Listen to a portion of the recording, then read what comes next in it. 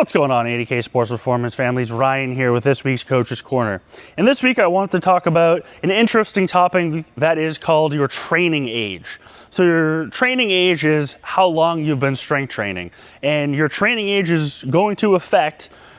how we train your athlete and where your athlete is in their training. So your chronological age is how old you are. So if you're a middle schooler and you're 13 years old, that is your chronological age. But when we look at our middle school and high school athletes, their training age can make a really big difference, because we have middle school athletes where their training age even is 3 and their chronological age is 13, whereas we might have a high school athlete that's 16 and their training age is 2. So chronologically, they're older than that middle school athlete, but training age-wise, that middle school athlete has a leg up on that high school athlete who's 3 years older chronologically, but they have an extra year of a training age on them. And why this is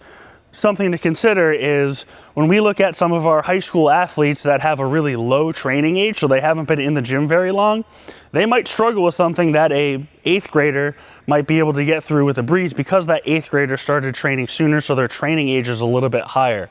And having a higher training age is only going to set you up for more success, especially if you are a middle schooler looking to play at the varsity level in high school eventually, or if you're in high school and you want to play in college. Having more training experience is going to help you, because you're going to have those basics covered sooner. So if you're someone who can get in and start learning about body awareness and change of direction and good sprint mechanics at a younger age, and cover those really simple basics of human movement at a younger age, your training age is going to be better. So when you're in middle school, you're going to be able to handle a little bit more, and then when you get into high school, you're going to be able to handle a little bit more, and then if the goal is to play in college, hopefully all of that training that you've accumulated is going to be beneficial. And it's very interesting, because with our high school program, we have some athletes who are juniors or seniors in high school, and they're going to be playing at the next level, but their training age is 1 or 2 years old, and they're kind of like a fish out of water when you look at some of their peers that have a training age of 5, 6 years, and they're